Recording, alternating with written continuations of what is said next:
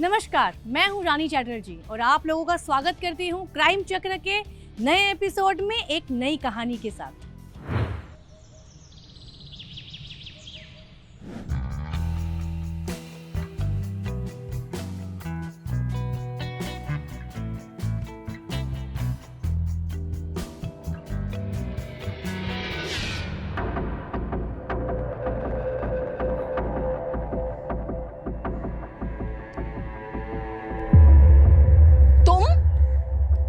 तुम्हारी हिम्मत कैसे हुई मेरे घर आने की? अमीर आदमी मिला नहीं कि तू मुझे भूल गई। तेरा पति हूं मैं। पति है नहीं, पति था। तलाक हो गया है तेरा मेरा।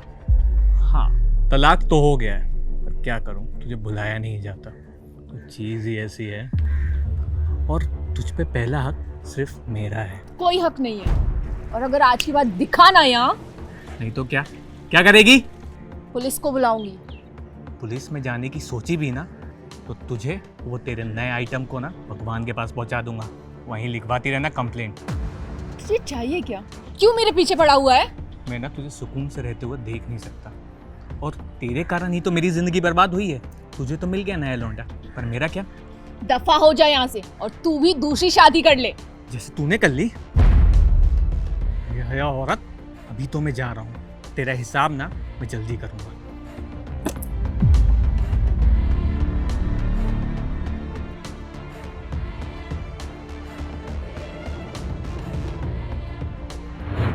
आखिर एक मर्द औरत को हमेशा अपनी जागीर क्यों समझता है? मर्दों को क्यों ऐसा लगता है कि एक समाज के इस बाजार में औरत एक ऐसा खिलौना है जिसे जब मन चाहे वो खेल सके और उसे जैसे चाहे वैसे रख सके, और जब मन भर जाए तो उसे फेंक दे, पर फिर मन मचले तो उसे दबोच सके। रेशमा और राजा का तलाक हो चुका था और रेशमा ने धीरज नाम के एक व्यक्ति से दूसरी शादी कर ली थी, पर उसका पहला पति राजा अब भी उसके पीछे पड़ा था और उसकी खुशियों में ग्रहण की तरह लगा हुआ था।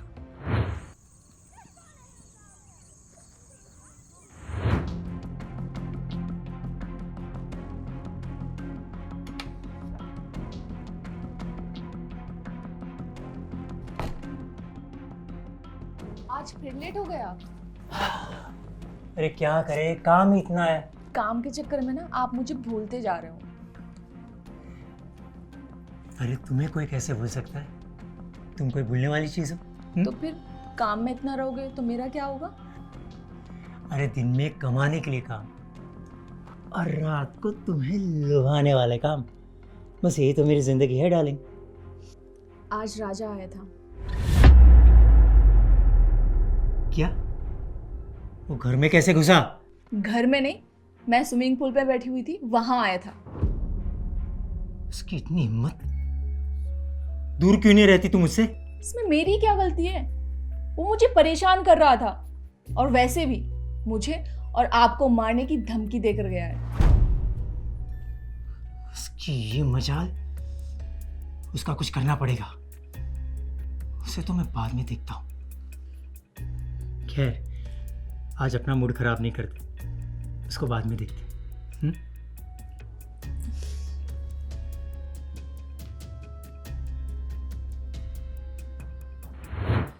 रेशमा अपने पहले पति राजा से डिवोर्स लेकर अपने दूसरे पति धीरज के साथ हंसी खुशी अपनी जिंदगी बिता रही थी, पर यह बात राजा को रास नहीं आई।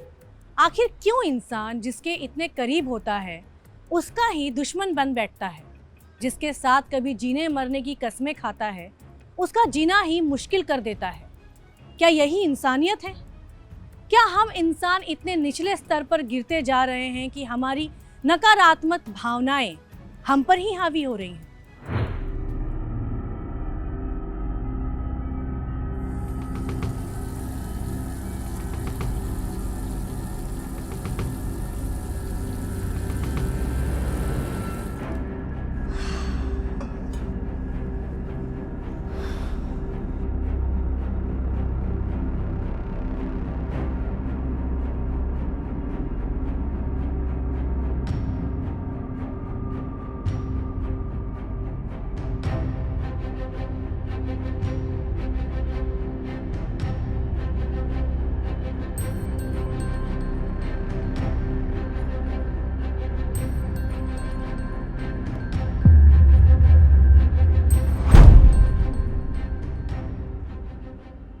तुम्हारी बड़ी याद आ रही थी।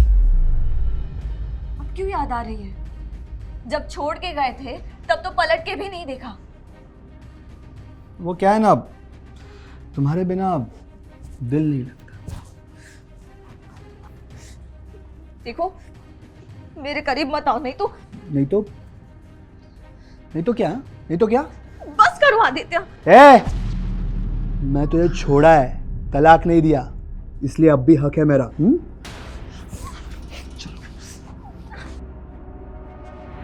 धीरज, राजा और रेशमा की कहानी के साथ ही आदित्य और लेका की भी कहानी एक साथ ही चल रही थी।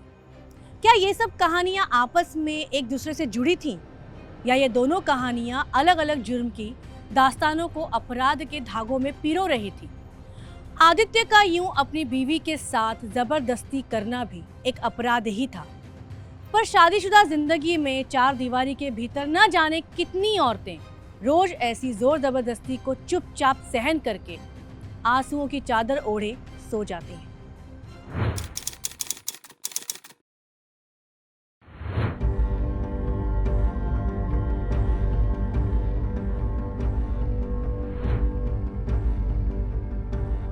सर, ये रंगनाथ मर्डर केस की फाइल है, डीएसपी साहब ने मंगवाई थी।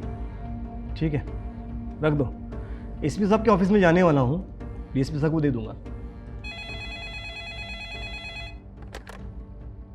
यस? क्या? कहाँ? ठीक है, हम अभी पहुँचते हैं। गाड़ी निकालो। सर,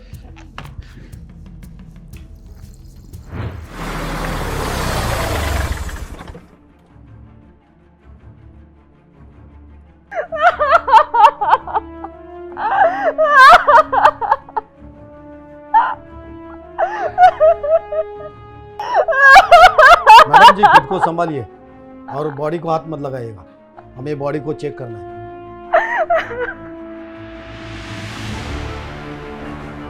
एकदम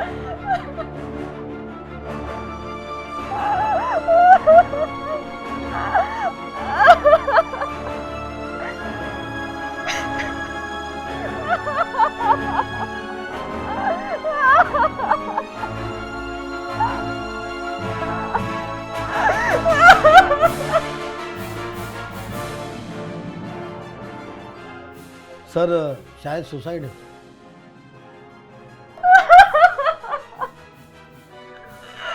कल तक सोचने वाले थे, आज पता नहीं क्यों उन्होंने सुसाइड कर लिया। प्लीज संभालिए अपने आप को। मैडम, आपको हमारे साथ पुलिस स्टेशन चलना होगा, तो जरूर पूछताछ के लिए। यादव सर, बॉडी को पोस्टमार्टम के लिए भेज दो।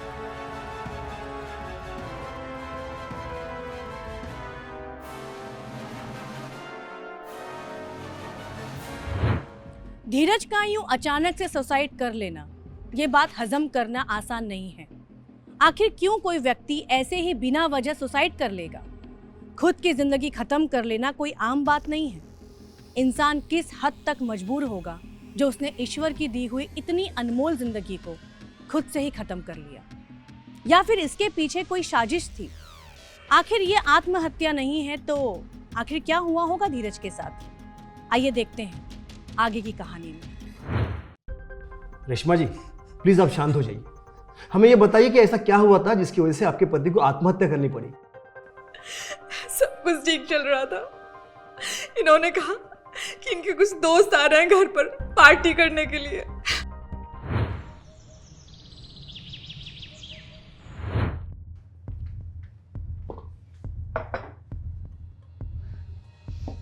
रेशमा मेरी जान।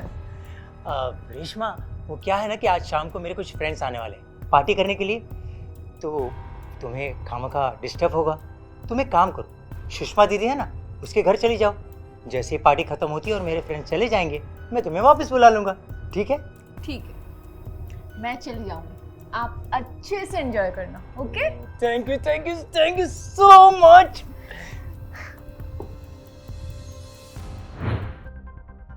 फिर मैं सुषमा दीदी के यहाँ चली गई।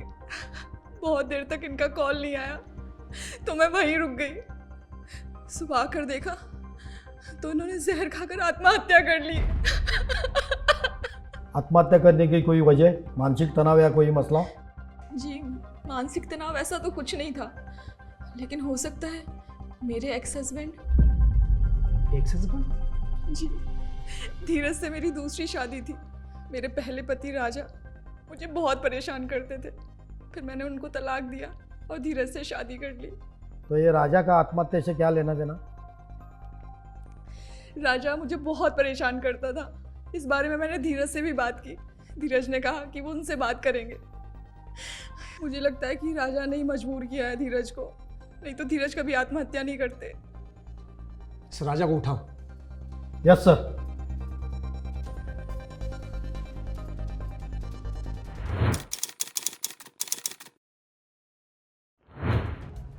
राजा चल, अब सब कुछ सच बता दे।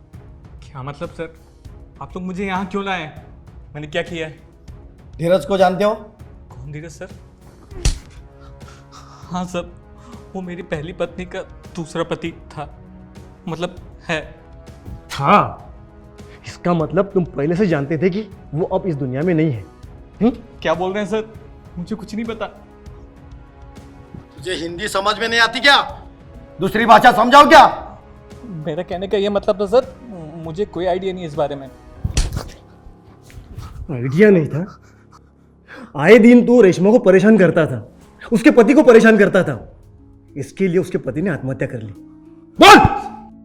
वो तो सर मैं ऐसे ही। लगता है सर ऐसा नहीं मानेगा, इसे आड़े हाथ लेना पड़ेगा।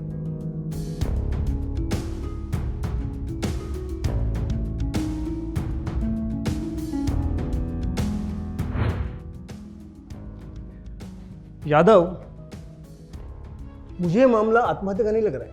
क्यों सर? हमें तो वहाँ से पॉइजन की बोतल मिली थी। पॉइजन की बॉटल तो मिली, लेकिन पॉइजन पीने के बाद इंसान के मुंह से झाग निकलता है, वो तो कहीं दिखा नहीं। ना ही वो झाग कहीं आजू बाजू में पड़ा हुआ मिला, कोई सबूत नहीं। उसके गर्दन पर मार्क था, इसका मतलब गला दबाकर उसकी हत्या की गई है। पोस्टमार्टम की रिपोर्ट थोड़ी देर में आ रहे थे।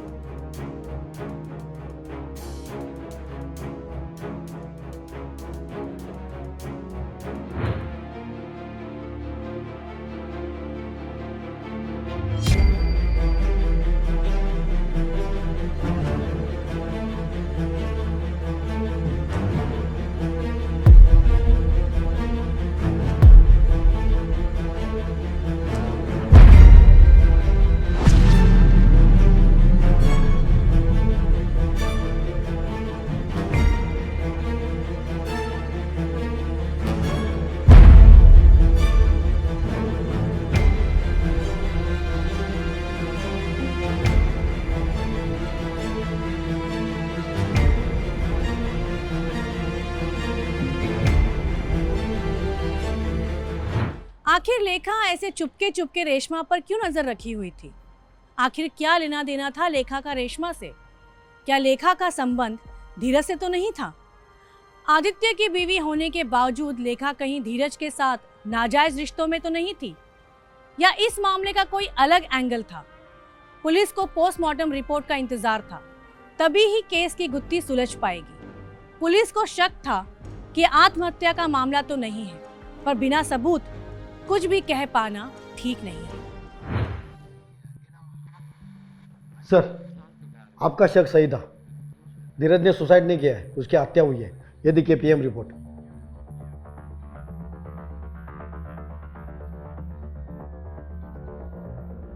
धीरज के गले पे निशान है, इसका मतलब किसी ने गला दबाकर उसे मार डाला है। रात के करीब 9 बजे। जी सर। पॉइजन के बोतल पर जिसके भी फिंगरप्रिंट्स मिले हैं उसकी मुझे रिपोर्ट चाहिए। धीरज के कॉल डिटेल्स निकालवाओ।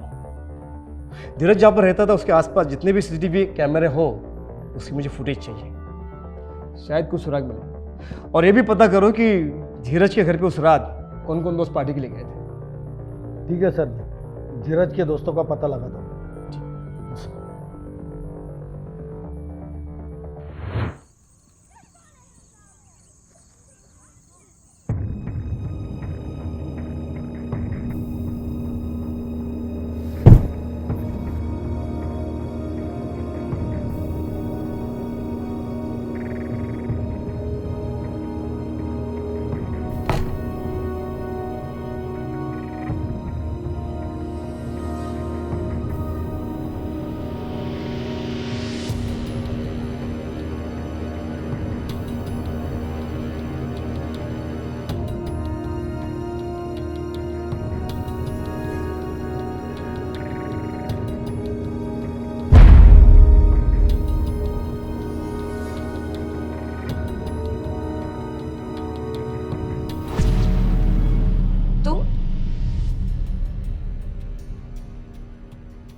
मुझे मिस कर रही थी ना। तुम अंदर कैसे आए? मैं जब भी चाहूँ तुम्हारे करीब आ सकता हूँ, मुझे कौन रोकेगा? देखो, मैं पुलिस कंप्लेंट कर दूंगी तुम्हारी। जाओ करो, पुलिस कंप्लेंट करो, उसके बाद क्या होगा? मैं जेल जाऊंगा, बाद में मैं बाहर आ जाऊंगा, उसके बाद तुम्हारा क्या होगा? क्यों पड़े हो मेरे पीछे? मैं क्या पड़ा हूं तुम्हारे पीछे? मैं तो बस तुम्हें प्यार करना चाहता हूं, बताओ कैसा है? नहीं आदित्य, नहीं नहीं नहीं आदित्य, नहीं नहीं। एक तरफ धीरज की मर्डर मिस्ट्री सॉल्व करने के लिए पुलिस सबूत जुटाने में लगी थी, वहीं दूसरी तरफ आदित्य अपनी बीवी के साथ ज्यादती कर रहा था। आखिर क्या राज था लेखा की जिंदगी का? आखिर किस तरह वह धीरज से जुड़ी थी और क्यों आदित्य उसके साथ ऐसे पेश आ रहा था? क्या ये सब कड़ियां कहीं जुड़ी हुई थी या ये मात्र दो अलग अलग कहानियां थी? पुलिस ने धीरज के घर के आसपास के सभी सीसीटीवी फुटेज तलाशने की कोशिश की, पर आसपास कोई सीसीटीवी कैमरा न होने की वजह से पुलिस की ये कोशिश नाकाम रही। पाटिल साहबांना द्या। सर मुझे आपसे कुछ बात करनी है। प्लीज बैठिए। अच्छा और रेशमा जी आप आ गए, मुझे आपसे कुछ ज़रूरी बात करनी है। आपके एक्स हस्बैंड राजा को हमने इंटरोगेट किया, लेकिन हमें उससे कुछ हासिल नहीं हुआ। आपके पति ने आत्महत्या नहीं की थी, बल्कि उनका मर्डर हुआ, गला दबाकर उनको किसी ने मार डाला है। ये क्या कह रहे हैं आप? रेशमा जी, ये लीजिए पानी पीजिए प्लीज।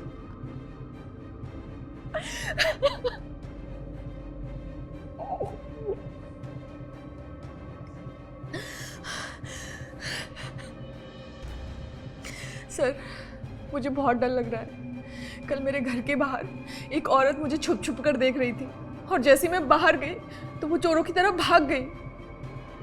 अब बिल्कुल चिंता ना करें, हम उस औरत का पता लगाएंगे। हमें ये बताइए कि आपके पति के साथ उस दिन पार्टी में कौन कौन शामिल था? सर मुझे कोई आइडिया नहीं है। मेरे पति अपने दोस्तों के बारे में कुछ भी शेयर नहीं करते थे मुझसे।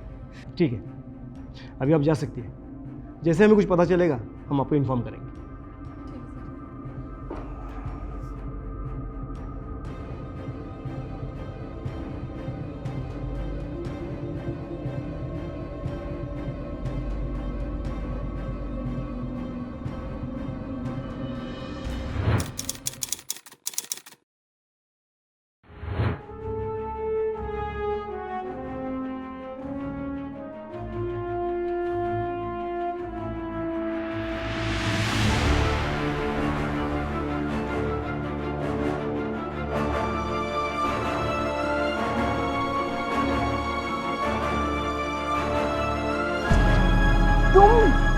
तुमने तो मुझे डरा ही दिया।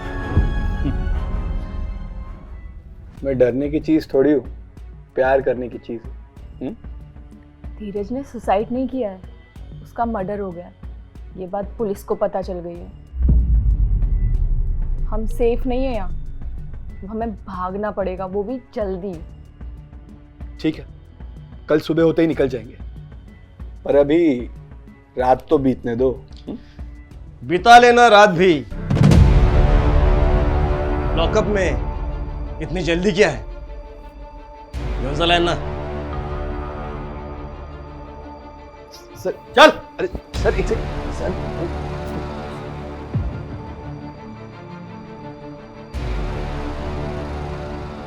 पुलिस इंस्पेक्टर के कहने पे पीएसआई ने धीरज और रेशमा के कॉल डिटेल्स निकाले। धीरज के कॉल डिटेल से तो कुछ पता नहीं चला।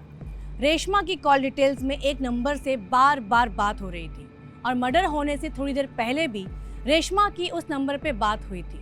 वो नंबर था आदित्य का।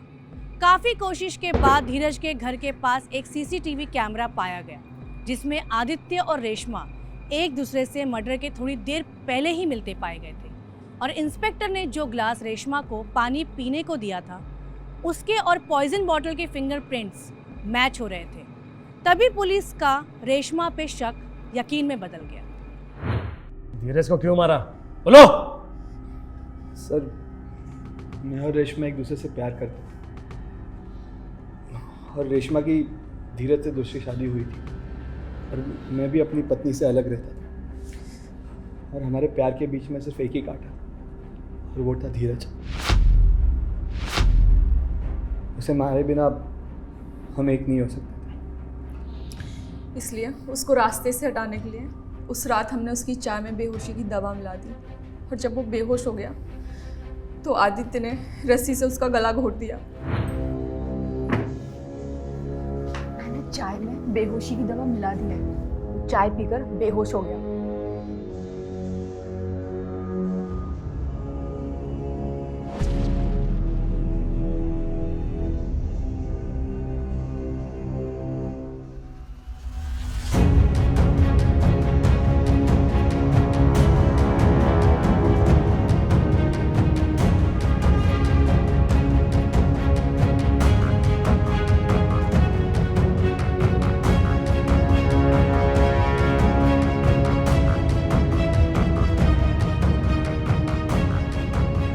अब एक काम करो, पॉइजन की बोतल वहाँ पे रख दो और हम दिखाएंगे कि इसने सुसाइड किया, ठीक है?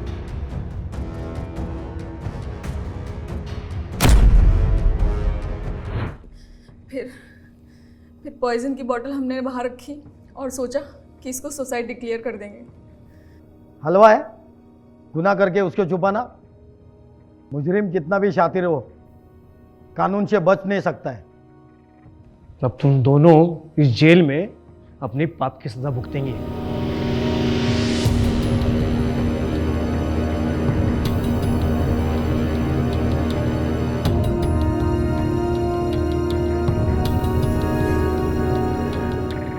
एक तलाक होने के बाद भी दूसरे पति के होते हुए एक प्रेमी रखना, ये रेशमा की किस तरह की मानसिकता थी और अपनी पत्नी लेखा को दर्द देके रेशमा से प्यार करने का आदित्य का ये कैसा पागलपन था?